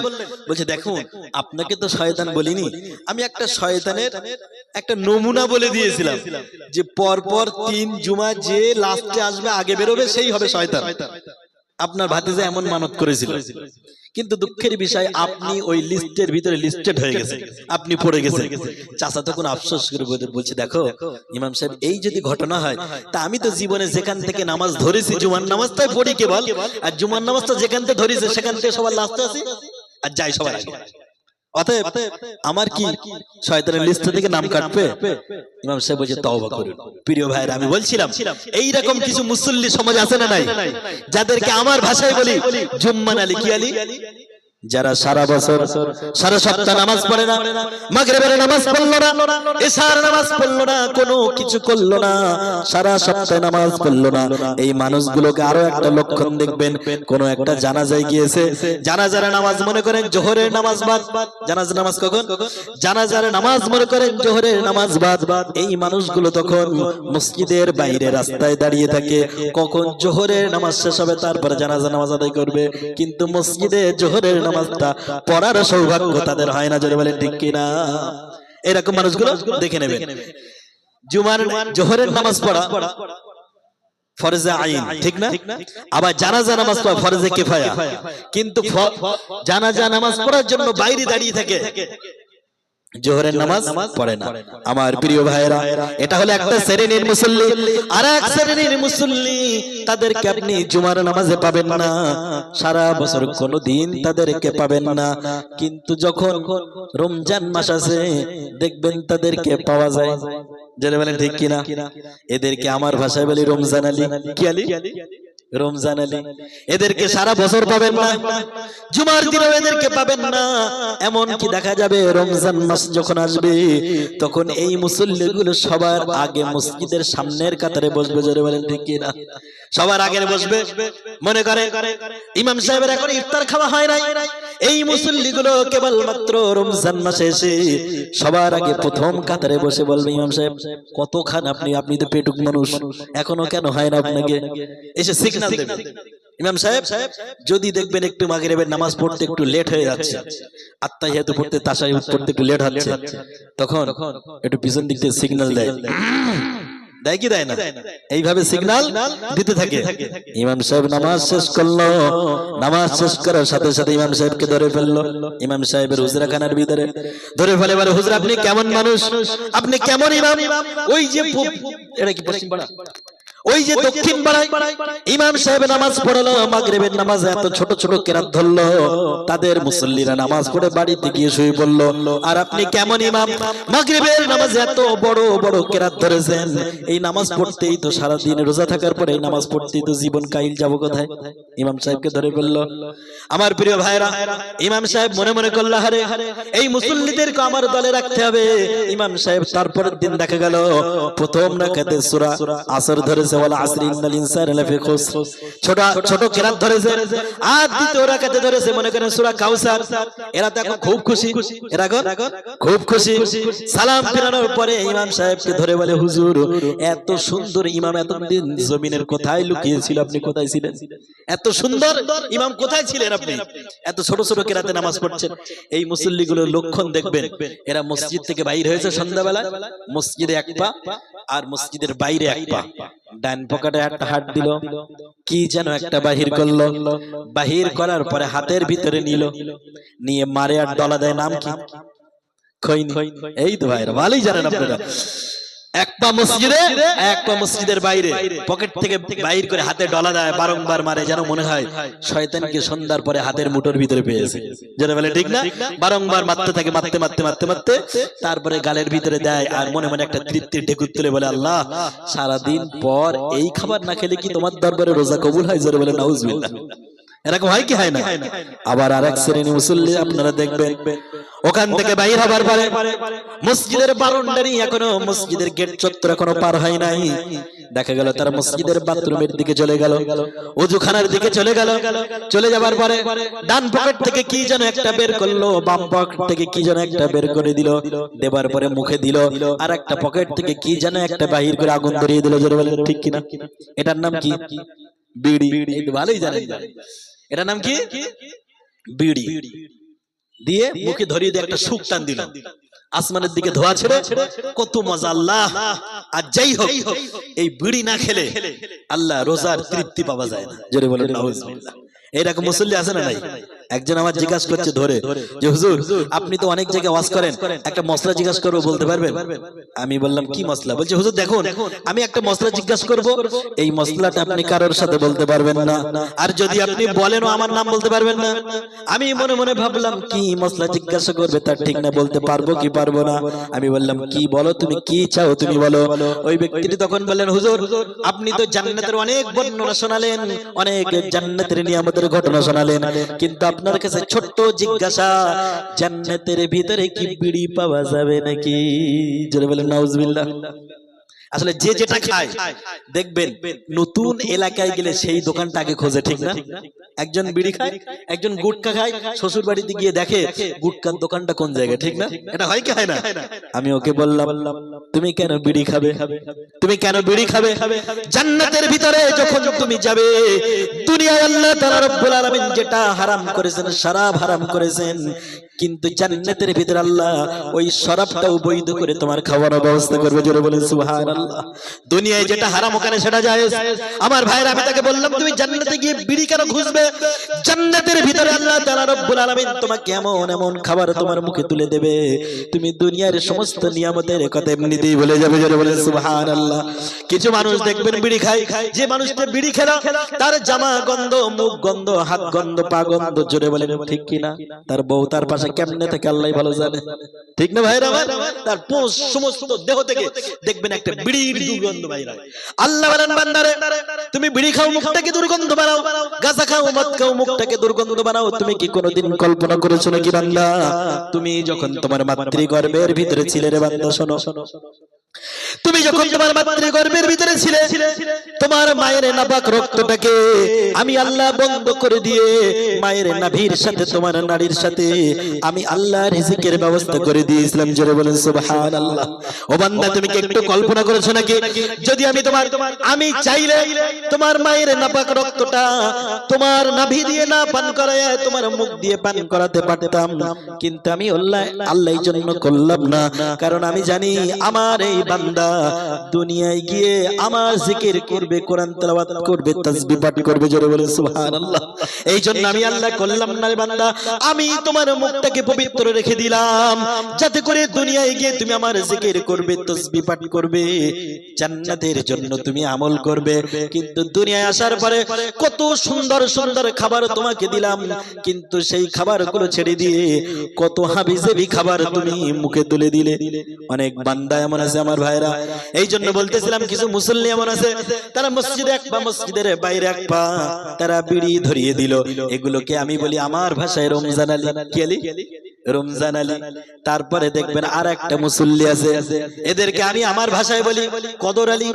আর এক শ্রেণী মুসল্লি আছে দেখবেন কদর আলী। কি আলী? এরা সারা বছর জুম্মার নামাজ পড়লো না, এরা রমজান মাসে এলো তারপরও কোন নামাজ এরা পড়লো না, তারাবি পড়লো না, কিছুই করলো না।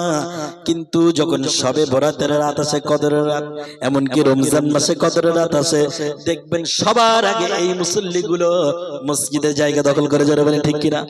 বাড়িতে 5 কেজি গরু গোশত কিনে স্ত্রীকে দিয়েছে, দিয়ে বলছে দেখো এইগুলো সুন্দর করে রান্না করবে, আজকে কদরের রাত এইগুলো খেয়ে তারপরে নামাজ পড়বে। এখন বলেন 5 কেজি গরুর গোশত মজা করে খাবে, রাত্রি বেলা মজা করে খাবার পরে নামাজ পড়তে গিয়েছে, শুধু রেগুর ওঠে। কি ওঠে? বসতেও পারে না, সেজদাও করতে পারে না, রুকু করতে পারে না, বেকুর ওঠে। তারপরে সকাল বেলায় চায়ের দোকানে গিয়ে বারংবার চা খেতে খেতে ঘুমিয়ে পড়ে, চোখগুলো লাল হয়ে গেছে। পাশ থেকে জিজ্ঞাসা করে ভাই তুমি কি রাত্রে ঘুমাওনি? বলে ঘুমাবো কি করে, আমি তো কালকে রাত্রে 50 রাকাত নফল নামাজ পড়েছি। করাকাত মানে চায়ের দোকানে বুঝিয়ে দেয় 50। কে বলেছে আপনাকে 50 রাকাত নফল নামাজ পড়তে? ভাই বলেন তো আমাদের আমলগুলো গণনা করা হবে না ওজন করা হবে? বলেন, আপনারা তো অনেক কোশ্চেন। আমরা যে আমল করি এই আমল গণনা করা হবে না ওজন করা হবে? ওজন করা হবে। কি করা হবে? ওজন করা হবে। নফল নামাজ আপনাকে কে 50 রাকাত বলেছে পড়তে? আল্লাহর রাসূল তো 50 রাকাত পড়েছে এমন কোন দলিল নাই। আপনি 10 রাকাত পড়েন, আপনি কদরের নামাজ 12 রাকাত পড়েন, কিন্তু আপনার রুকু হবে লম্বা, আপনার সিজদা হবে লম্বা। কারণ আল্লাহ তাআলা রব্বুল আলামিন বলেন বান্দারে তোমার আমলগুলো গণনা করা হবে না, তোমার আমলগুলো আমি আল্লাহ ওজনের পাল্লায় তুলবো। জোরে বলেন ঠিক কিনা? আল্লাহ তাআলা রব্বুল আলামিন বলেন ফাআম্মা মান সাকুলাত মাওয়াজিনুহু ফাহুয়া ফি ঈশাতির রাদিয়া। কাল কিয়ামতের ময়দানে যার আমলের পাল্লাটা ভারী হবে আল্লাহ বলেন ফাহুয়া ফি ঈশাতির রাদিয়া, সেই ব্যক্তিটি সুখী জীবন যাপন করবে জান্নাতে। জোরে বলেন সুবহানাল্লাহ। ওয়া আম্মা মান খাফফাত মাওয়াজিনুহু ফাউম্মুহু হাবিয়া, আর যার আমলের পাল্লাটা হালকা হবে তার ঠিকানা হবে হাবিয়া নামক দোজখ। আমার ভাইরা নামাজ পড়ছেন ভালো কথা, কিন্তু এই নামাজটা আস্তে আস্তে পড়া দরকার আছে না নাই? আল্লাহর নবী সাল্লাল্লাহু আলাইহি সাল্লামের নামাজ পড়ার বর্ণনা দিতে গিয়ে হযরত আয়েশা রাদিয়াল্লাহু তাআলা আনহা বলেন আল্লাহর নবী সাল্লাল্লাহু আলাইহি সাল্লাম গভীর রজনীতে আমার পাশ থেকে উঠে গেলেন। আমি মনে মনে ভাবলাম রাসূল কোথায় গেল আমার পাশ থেকে উঠে? সতীন যখন হয় মনে ভিতরে দুশ্চিন্তা হয় কি হয় না? হযরত আয়েশা বলেন আমি ভাবলাম যে আমার পাশ থেকে রাসূল উঠে অন্য কোন স্ত্রী ঘরেতে গিয়েছে কিনা। আমি এই চিন্তা করে আল্লাহর রাসূলের পিছে পিছে আমিও উঠে গেলাম। আমি দেখতে পেলাম আমার নবী আস্তে করে উঠে আমার বিছানা থেকে উঠে কুয়ার পাশে গিয়ে ওযু সারলেন। জোরে বলেন সুবহানাল্লাহ। আমার নবী তো কোনোদিন তাহাজ্জুদ ছাড়েন নাই, ওযু করলেন। হযরত আয়েশা বলেন বিশ্বনবী ওযু করার পরে আস্তে আস্তে মসজিদের নববীর ভিতরে প্রবেশ করলেন। মসজিদের নববীর ভিতরে গিয়ে রাসূল নামাজ শুরু করে দিলেন। রাসূল নামাজ শুরু করতে করতে আমি আয়েশা দেখলাম রাসূল সাল্লাল্লাহু আলাইহি ওয়াসাল্লাম প্রথম রাকাতের ভিতরে সূরাতুল ফাতিহা পাঠ করলেন, তারপরে সূরা বাকারা পাঠ করলেন, সূরা বাকারা আড়াই পারা, তারপরে সূরা নিসা পাঠ করলেন। হযরত আয়েশা বলেন লম্বা কিরাত করলেন আল্লাহর নবী কিরাত করার পরে আল্লাহ রাসূল সাল্লাল্লাহু আলাইহি ওয়াসাল্লাম রুকুতে গেলেন। রুকুতে গিয়ে এত লম্বা রুকু করলেন যে রুকুর বর্ণনা আমি আয়েশা তোমাদেরকে বোঝাতে পারবো না। কত লম্বা নামাজ একটুখানি শুনুন। হযরত আয়েশা রাদিয়াল্লাহু তাআলা আনহা বলেন রাসূল রুকু করলেন লম্বা, তারপরে রুকু থেকে উঠে আল্লাহর নবী কওমা করলেন। কওমা করার পরে তারপরে সিজদায় চলে গেলেন। সিজদায় চলে যাবার পরে এত লম্বা সময় সিজদায় কাটালেন, দীর্ঘক্ষণ সময় সিজদায় কাটালেন। হযরত আয়েশা বলেন আমি হুজরাখানা থেকে দেখতেছিলাম, দেখতে দেখতে আমার ভিতরে এমন কল্পনা জল্পনা শুরু হলো যে আমার নবী সিজদায় গিয়ে মাথা উঠায় না, তাহলে কি আমার নবী সিজদায় গিয়ে ইন্তেকাল করেছে নাকি? সুবহানাল্লাহ, কত লম্বা সময় সিজদার ভিতরে দিয়েছে। হযরত আয়েশা বলেন এমন কল্পনা যখন আমার ব্রেনের ভিতরে, আমার মগজের ভিতরে হওয়া শুরু হলো, আমি নিজেকে আর কন্ট্রোল করতে পারলাম না। আমি ছুটে চলে গিয়ে আল্লাহ রাসূলের কাছে গেলাম। তারপরও রাসূল মাথা ওঠায় না সিজদা থেকে। সিজদায় গিয়ে রাসূলের মুখ দিয়ে আর কোনো আওয়াজ শুনতে পাই না। আমি আয়েশা তখন করলাম কি, রাসূলের পায়ে, রাসূলের সর্বকনিষ্ঠ আঙ্গুল মোবারকে আমার দু হাতের দু আঙ্গুলের নখ দিয়ে আঘাত করলাম, চিমটি কাটলাম। আমি দেখতে চাইলাম রাসূল বেঁচে আছে না ইন্তেকাল করেছে। আমি যখন নখ দিয়ে আঘাত করলাম, সাথে সাথে আমি দেখতে পেলাম আমার নবীজি একটুখানি আঙ্গুল নাড়ালেন। সুবহানাল্লাহ, যেই মাত্র আঙ্গুল নাড়ালেন আমি আয়েশা বুঝে নিলাম আমার রাসূল এখনো পর্যন্ত নামাজের মধ্যে দুনিয়ার বুকে বেঁচে আছে। জোরে বলেন সুবহানাল্লাহ। কি নামাজ রাসূল পড়েছিলেন, আর আমরা মুসলমান এমন নামাজে দাঁড়িয়ে যাই, নামাজ পড়তেছি, পড়তে পড়তে হঠাৎ করে সারা নামাজে মনে করেন কারেন্ট চলে গেছে। কি চলে গেছে? কারেন্ট চলে গেছে। হঠাৎ করে মুসল্লি ঠেলে উঠে বলছে ওই যা। কি বলছি? ওই যা। নামাজের ভিতরে এরকম হয় কি হয় না? নামাজ পড়ছে, নামাজের ভিতরে হঠাৎ কারেন্ট চলে গেছে, বলছে ওই যা। আমার ভাইরা এইরকম মন মানসিকতা নিয়ে নামাজ হবে। বেশিরভাগ মানুষ নামাজ পড়ে নামাজে মনই থাকে না। একজন ব্যক্তি নামাজে দাঁড়ায়, নামাজে দাঁড়ানোর পরে তার স্ত্রী নামাজে দাঁড়ানোর পূর্বে তাকে বলেছিল ও প্রাণের স্বামী, রান্না করেছি অনেক কষ্ট করে, মাছের মাথাটা সুন্দর করে তোমার পাশে রেখেছি, আমি একটু দূরে কোথাও গেলাম, তুমি এটা একটু দেখো। ওই ব্যক্তিটি স্ত্রীর কথা শুনে এশার নামাজে দাঁড়ালেন। এশার নামাজে দাঁড়ানোর পরে মনে মনে ভাবতেছে আরে আমার স্ত্রী তো আমাকে বলেছিল রান্না জিনিসগুলো একটু দেখতে, কিন্তু আমি এশার নামাজে দাঁড়িয়েছি। হঠাৎ করে সে দেখতে পায় সামনে দিয়ে একটা বিড়াল আসে আর যায়। নামাজে মন থাকবে, পাশে রান্না আছে মাছের মাথা, নামাজে মন থাকবে। মনে মনে করছে নামাজের ভিতরে যদি ওই বিড়ালটা একটিবারে গিয়ে মাছের মাথার ভিতরে একটু মুখটা দিয়ে দেয়, আর স্ত্রী যদি জানতে পারে তাহলে আমার অবস্থা ঢিল করে ছেড়ে দেবে। এরকম আছে না? কিছু স্ত্রী আছে তাদের স্বামীদেরকে স্বামী মনে করে না, আসামি মনে করে। কি মনে করে? আসামি মনে করে। আপনাদের এই এলাকায় মনে হয় এমনটি নাই? আছে? আছে নাকি? এখন সেদিকে যাব না আমার ভাইরা। ওই ব্যক্তি মনে মনে করলেন যদি ওই বিড়ালটি একটিবার মাছের মাথায় মুখটা দিয়ে বসে তাহলে স্ত্রী তো আমার অবস্থা ঢিল করে ছেড়ে দেবে। কিন্তু নামাজ আমি পড়া শুরু করেছি, এমন কিছু করব, নামাজ ছাড়বো না, আবার বিড়ালটা পালিয়ে যাবে, কি করব কি করব নামাজের ভিতরে চিন্তা করে, নামাজের ভিতরে বারংবার চিন্তা করে। আমার প্রিয় ভাইরা, চিন্তা করতে করতে সূরাতুল ফাতিহা শেষ করার পরে সূরা বাকারা থেকে একটা সূরা ধরলেন যে আমি এমন একটা সূরা পড়বো নামাজের ভিতরে বিড়ালটা তাড়িয়ে দেব, আমার নামাজ অক্ষত থেকে যাবে। জোরে বলুন নাউজুবিল্লাহ। এইভাবে নামাজের ভিতরে সূরা ফাতিহা ধরার পর একটা সূরা ধরলেন ওয়ালা তাকরাবা হাদিহিস শাজারাতা ফাতাকুনা মিনাল যালিমিন। আমার ভাইরা, আমি যেভাবে বললাম ওই ব্যক্তি এইভাবে বললেন না, ওই ব্যক্তি এইভাবে বললেন ওয়ালা তাকরাবা হাদিহিস। কথা কি বোঝা যায়? হাজি হিস বলে যদি টান দেয় বিড়াল থাকবে না পালাবে, বিড়াল থাকবে না পালাবে। আমার ভাইরা, নামাজ পড়লো, বিড়াল তাড়িয়ে দিল, নামাজ শেষ করলো না, বিড়াল তাড়িয়ে দিল।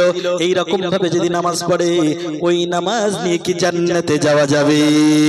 যাওয়া যাবে জানা।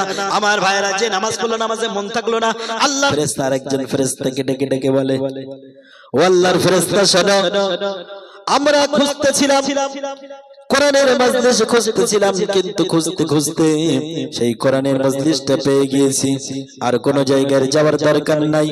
তোমার এই দক্ষিণ ভেবিয়ার পশ্চিম পাড়ার এই আল্লাহর রাসূলের বলে দেওয়া জান্নাতের বাগানে তোমরা বসে যাও।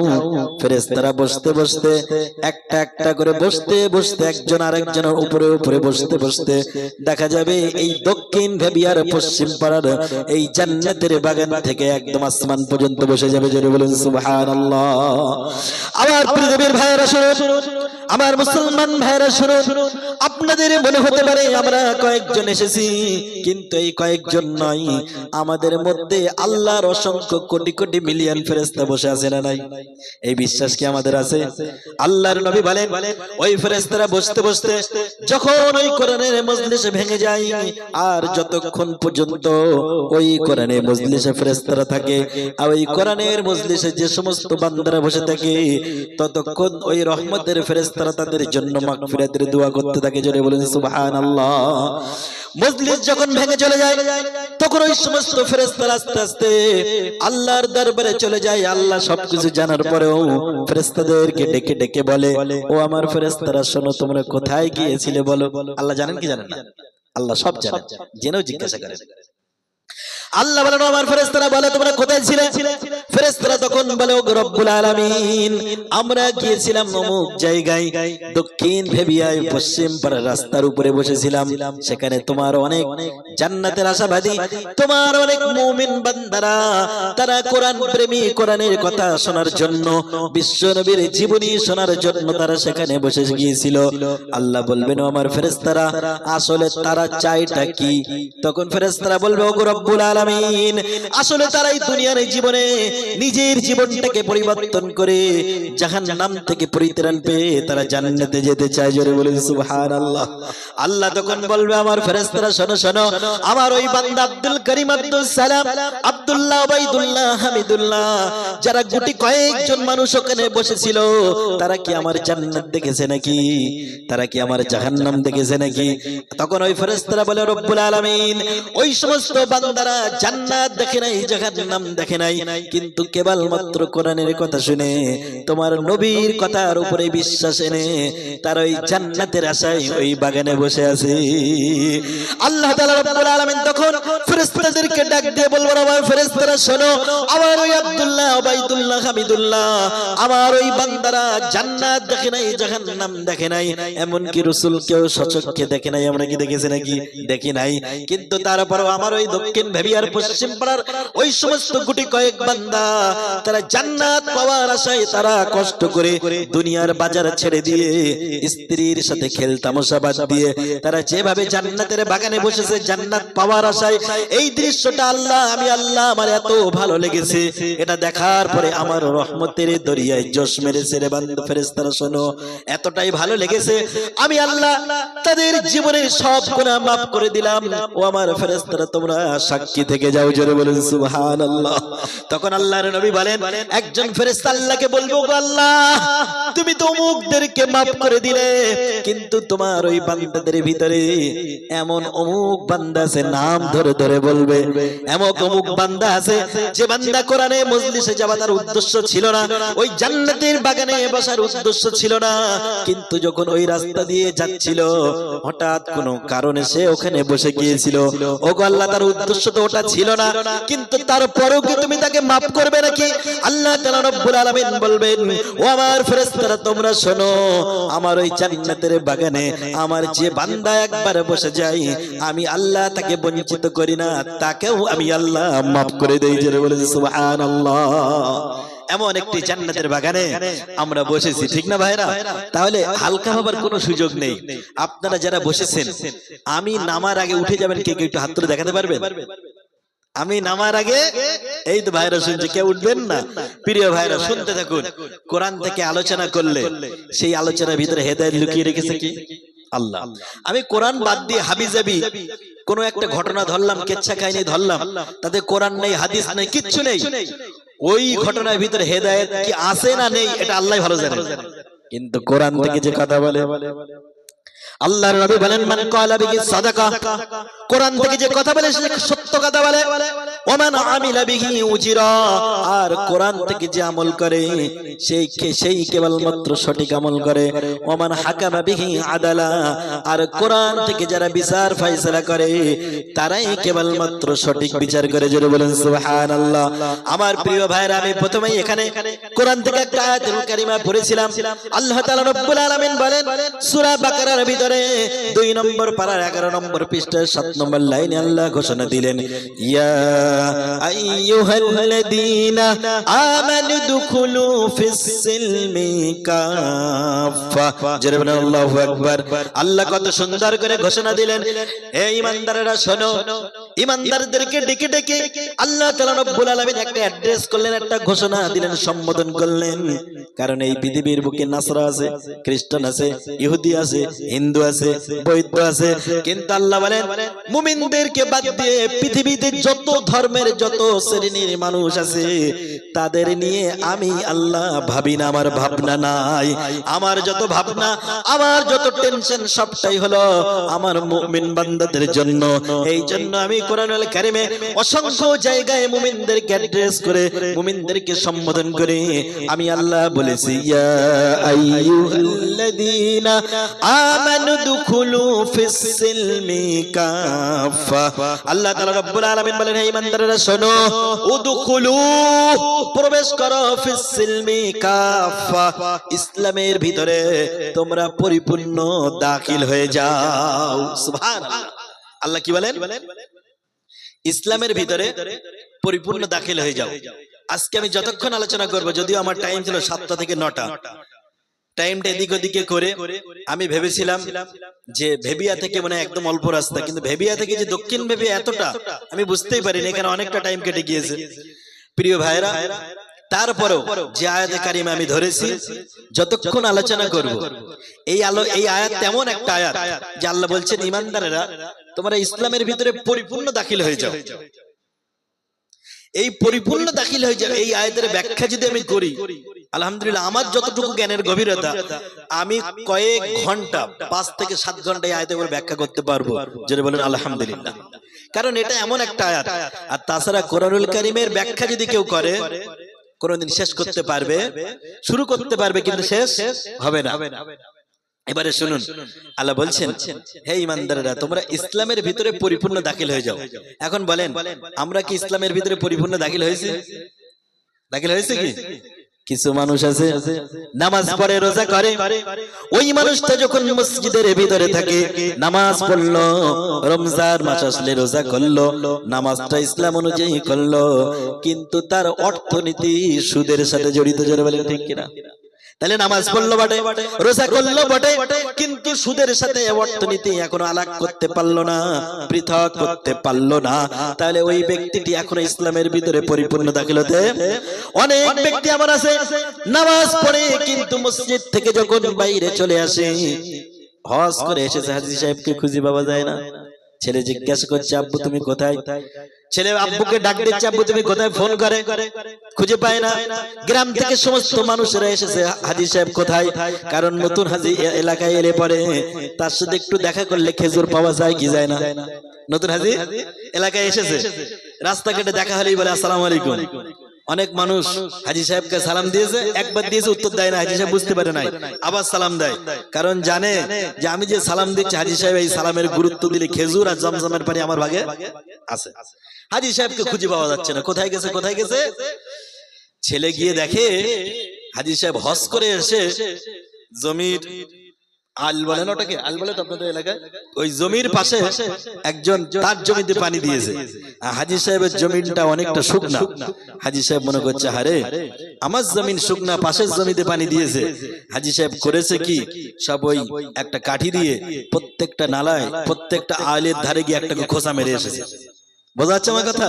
যাতে করে কিছু পানি ওখান থেকে সাইডে এসে নিজের জমিনটা ভিজে যায়। সারা গ্রামের লোক এসে হাজী সাহেবকে খুঁজে পাচ্ছে না। ছেলে এসে দেখে আমার আব্বু আল দিয়ে খোসা মেরে মেরে সব পানি বের করে নিয়েছে।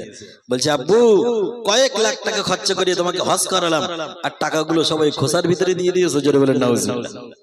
এরকম হয় কি হয় না? আমার